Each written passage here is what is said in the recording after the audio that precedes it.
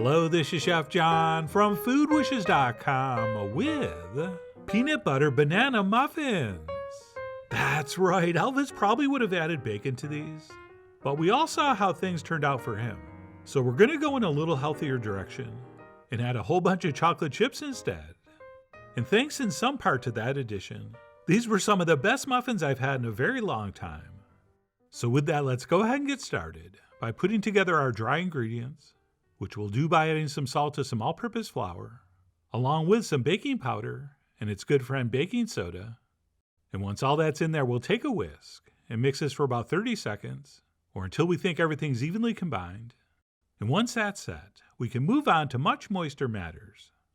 And for our wet ingredients, we will start with some hopefully soft room temperature butter, to which we will add a high quality, pure, smooth peanut butter.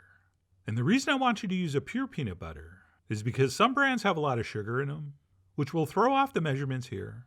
Although that really isn't a deal breaker, so use what you got. But if it is kind of a sweet one, maybe reduce the sugar a little bit. And then to our two butters, we'll add a little touch of sugar before we grab our hand mixer and whip all this together until it's nice and light and fluffy. Oh, and not to brag, but I did actually remember to take the butter out, so it was much softer than you're used to seeing. And of course, we always want to start off slow, so as not to have stuff flying out of the bowl. But once it comes together, we can switch to high speed, and we will keep mixing until eventually the mixture looks like this. And then once that's been accomplished, we will peel and add and mix in 2 large ripe bananas, which might be the trickiest thing about this very easy recipe. All right, you're going to watch this and want to make these, and you'll head to the store, but all they'll have is green bananas. And you'll have to wait a few days before you can start the recipe, which will seem like a month, but it's okay, it's totally worth the wait. Oh, and if there's a little bit of bruising on the banana, like on this last piece I'm going to throw in, that's totally fine. All right, my mom made like the best banana bread, and for that she would use the blackest, oldest, most bruised bananas you can imagine, and it was still amazing every time. So if you see a little bit of bruising, just keep cruising, and I promise there won't be any problems. And then what we'll do once our bananas are mixed in and our mixture is nice and light and fluffy again is stop and blend in 2 large eggs, which just to be safe, we'll blend in 1 at a time. Okay, sometimes if you add too much liquid to a butter-based batter, it will separate and split and look terrible. And even though the recipe will probably still come out, it is a little bit disconcerting. So like I said, we'll do those 1 at a time. And once both eggs have been blended in, we will add the last 2 wet ingredients, a little splash of whole milk, as well as a little bit of vanilla extract. And of course, we always use the pure and the real. And once we've briefly blended that in, we will stop and toss in our flour mixture. And then using low speed, we will mix this flour in until it's about 75% incorporated. All right, give or take, there's no way to measure. So we'll simply mix it until it looks like this, at which point we'll switch to a spatula and we will mix in our chocolate chips. If we're going to use them, that is. I mean, you don't have to, but man, you really should, since they kind of make this.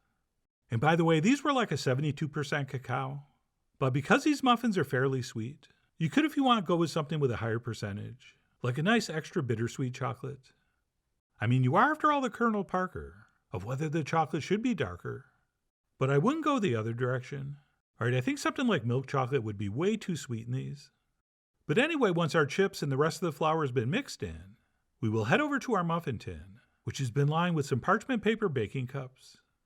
And we'll go ahead and divide that batter evenly to make 12 portions. And for me, the easiest tool for this is an ice cream scoop. But you go ahead and use whatever you want, as long as we get the same amount of batter in each one. And then once our muffin tin has been battered, before this goes in the oven, we'll want to give it the old tappa-tappa, just to settle everything down. And that's it. This is now ready to transfer into the center of a 350-degree oven for about 23 to 25 minutes, or until the tops are very lightly browned and they look like this. Oh yeah, those look good and done. But we don't want to go by appearance. All right, cooks sometimes go by looks, but bakers don't. So we'll test this with a toothpick. And if it comes out clean, your muffins are done. And no, a little bit of chocolate doesn't count. But if it comes out with raw batter on it, put them back in the oven for a little longer. But anyway, these were perfect, which means I'll let them sit in the muffin tin cooling for about 15 minutes. before I pop them out and place them on this baking rack, where we really should let them cool all the way down to room temp. Okay, you do what you want, but I don't think the taste or texture is going to be as good until you let these cool.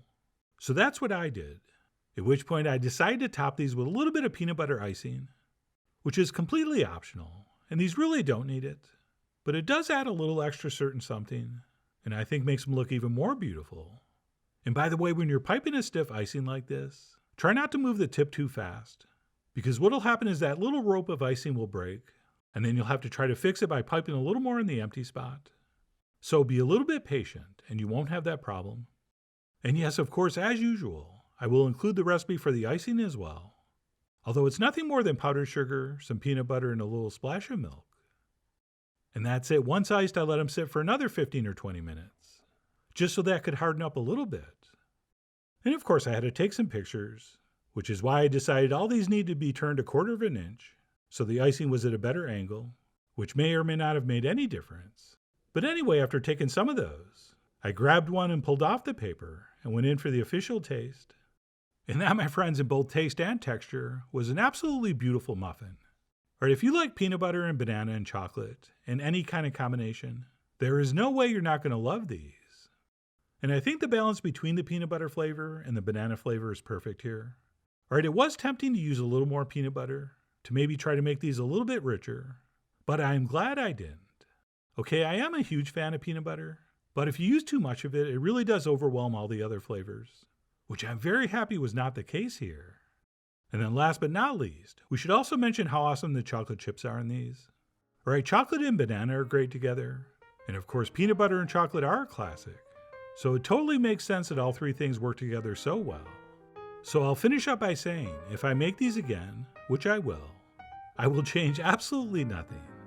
Which is why I really do hope you give these a try soon. So please follow the links below for the ingredient amounts, a printable written recipe, and much more info as usual. And as always, enjoy.